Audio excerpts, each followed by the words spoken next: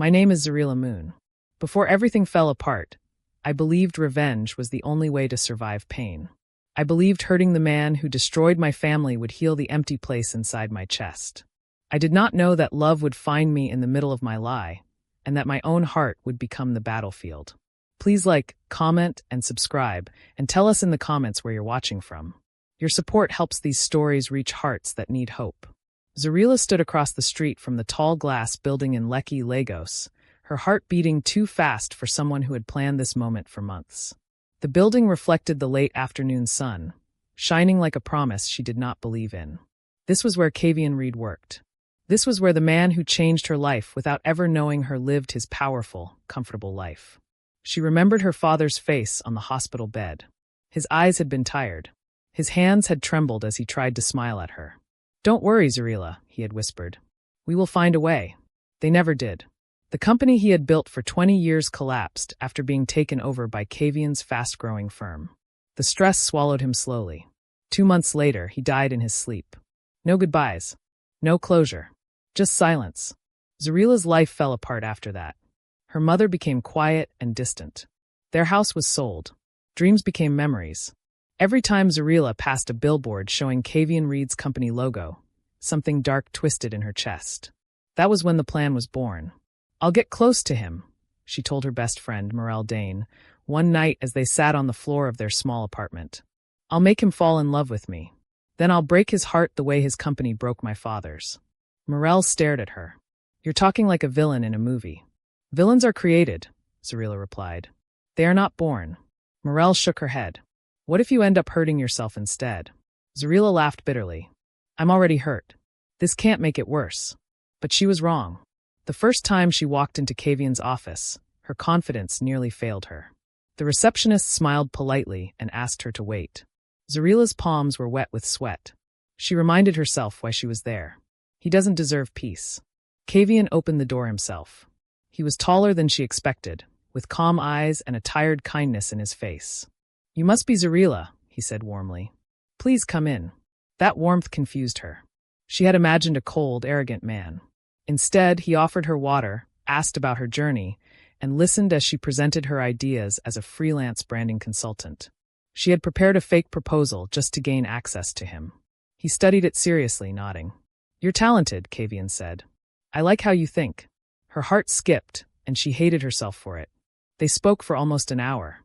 When the meeting ended, he surprised her. "Would you like to grab coffee downstairs?" he asked. "No work talk. I've been in meetings all day." This was not part of the plan. But Zarila smiled. Over coffee, Kavian spoke about growing up without much money, about building his company from nothing, about losing his own father to stress and pressure. "My dad worked himself into the ground," Kavian said quietly. "I promised myself I would build something that would protect my family from suffering. But sometimes, I wonder if I've become what I was afraid of." Zarila felt her anger weaken. She clenched her jaw. "You seem lonely," she said before she could stop herself. He smiled sadly. "Success can be loud, but it's also very quiet at night." That night, Zarila wrote in her journal, "He is not what I expected. But he is still the reason my father is gone. Do not forget why you started." Weeks passed. Kavian asked her to join more meetings. He trusted her opinions. He laughed at her jokes. Sometimes he sent her late-night messages about random things, music, books, memories. One evening, they walked along the waterfront after work. The city lights shimmered on the water. Kavian stopped and looked at her. "You know, I don't usually let people get this close," he said. Zarila forced a smile. "Why me?" "I don't know," he replied. "You feel safe." The word cut her. She was not safe. She was a storm waiting to break. Morel noticed the change in her voice whenever she mentioned Kavian. "You're starting to care," Morel said one night. "It's fake," Zarila replied too quickly. "Your heart doesn't sound fake," Morel said softly.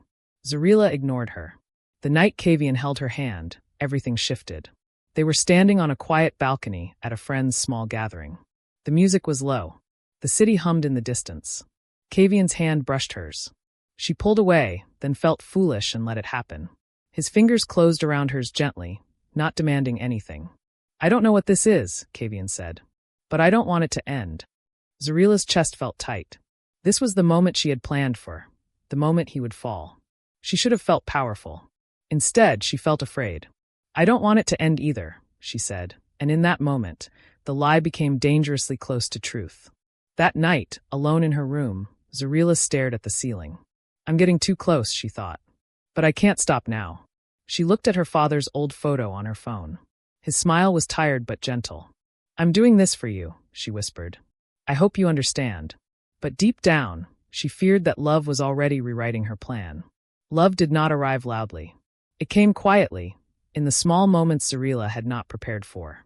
It came in the way Kavian waited for her outside long meetings, just to walk her to her car. In the way he remembered that she preferred tea over coffee. In the way he sent her voice notes late at night when he couldn't sleep, talking about nothing and everything at once. At first, Zarila told herself it was all part of the plan. She smiled when he smiled. She leaned in when he leaned closer. She laughed at jokes she barely heard. But over time, her reactions stopped feeling like acting. One rainy evening, Kavian showed up at her apartment unexpectedly. I was passing by, he said, water dripping from his hair. You live 30 minutes away, Zarila replied. He smiled sheepishly. I may have taken a longer route. She stepped aside to let him in. The apartment was small and warm, smelling faintly of the soup she had made for dinner. Kavian looked around, curious. This feels like you, he said. What does that mean? She asked. Quiet. Honest.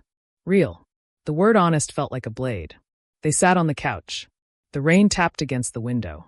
Kavian spoke about the pressure of being responsible for hundreds of employees, about the fear of making one wrong decision and watching everything collapse. People think power means confidence, he said. But sometimes it just means being scared alone. Zarila listened, her heart softening in ways she had not planned. She had imagined him as a heartless businessman. Instead, she saw a tired man carrying too much weight.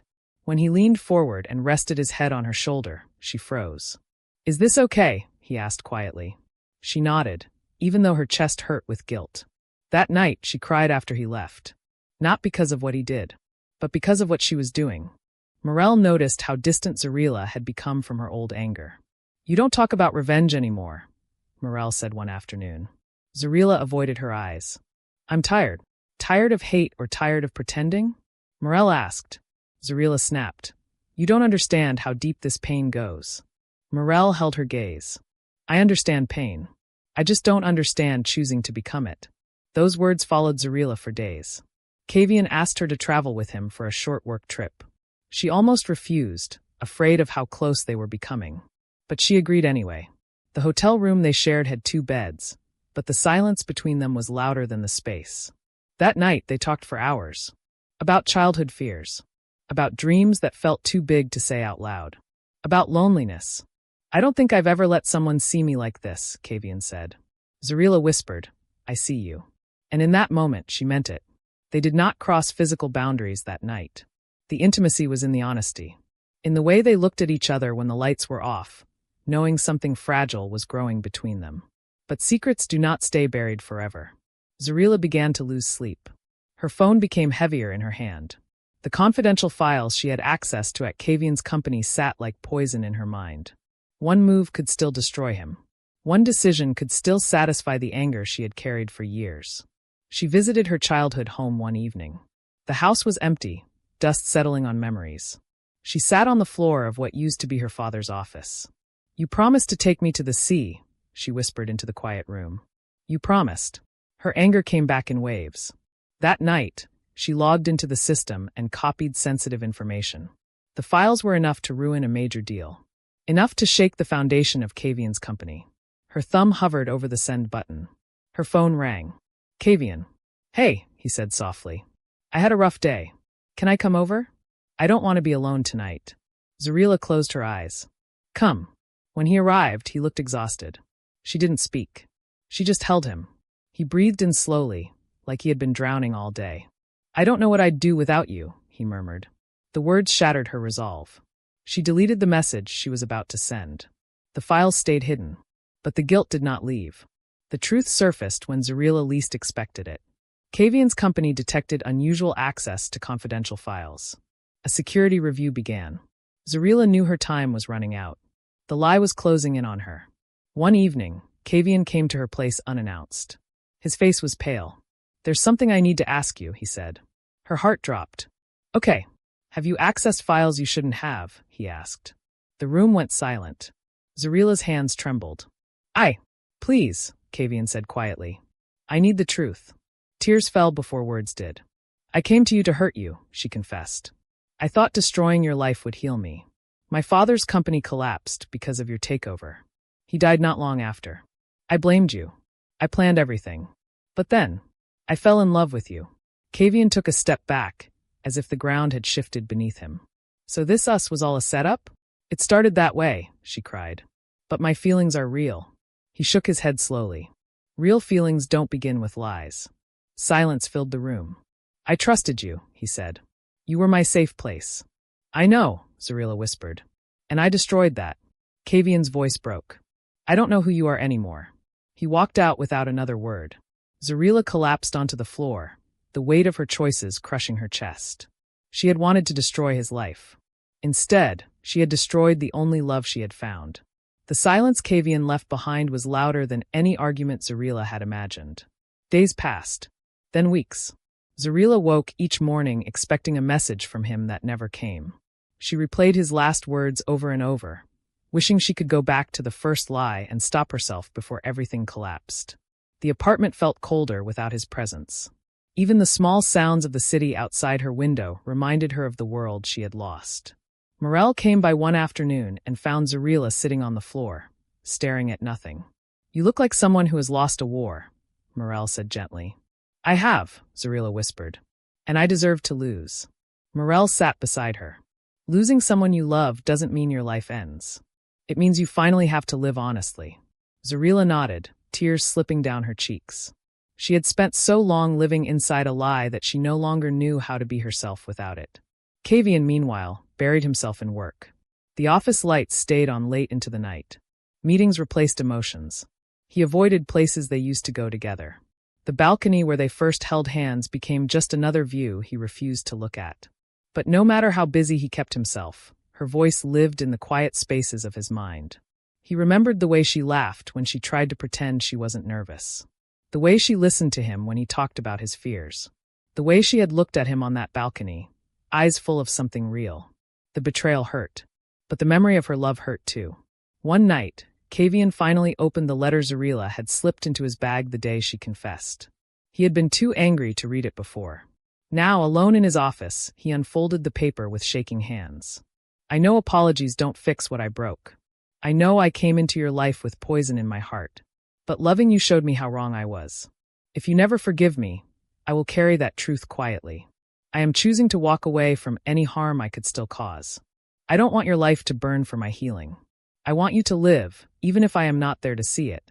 Kavian closed his eyes. The anger in his chest began to soften into something heavier, grief. Zarila tried to rebuild her life without him. She found a small job with a local creative studio. She moved into a cheaper apartment. She avoided the areas of the city where she might run into him. Healing came slowly in uneven steps.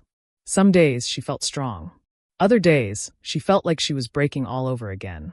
One evening, she stood on the same waterfront where they had once walked together. The lights danced on the water. She whispered into the night, I loved you the wrong way. I'm sorry. Behind her, a familiar voice answered quietly, love that begins wrong can still grow right. Zarila froze. She turned slowly. Kavian stood a few steps away, hands in his pockets, eyes tired but honest. I didn't know if I should come, he said. But I couldn't pretend you don't exist. Her voice trembled. I didn't expect to see you again. They stood in silence for a moment, the city breathing around them. I was angry, Kavian said. I am still hurt. But I realized something. I don't miss the lie. I miss the part of you that was real. Zarila swallowed hard. That part of me is all I have left. Kavian looked at her, searching. Do you still blame me for your father? She shook her head slowly. I blamed you because it was easier than blaming life. My pain needed a face. I chose yours. He nodded, accepting the truth. I'm not here to pretend everything is fine, Kavian said. I'm here because walking away didn't heal me. Maybe forgiveness will take time. But I don't want hate to be the ending of our story. Zarila's eyes filled with tears. I don't deserve your kindness. Love isn't about what we deserve, he replied. It's about what we choose to become after we fall. They sat on a bench, not touching, but close enough to feel each other's presence. They talked about therapy, about grief, about rebuilding trust one honest conversation at a time. When Kavian stood to leave, he hesitated. I can't promise we'll find our way back, but I can promise I'm willing to try, slowly, truthfully. Zarila nodded. That's more than I deserve, and more than I hoped for. As he walked away, Zarila felt something shift inside her. Not a victory, not a reunion, but the fragile beginning of forgiveness. Sometimes love doesn't return the way it left. Sometimes it comes back quieter, wiser, and braver. Please like, comment, and subscribe, and tell us in the comments where you're watching from. Your support helps these stories reach hearts that need hope.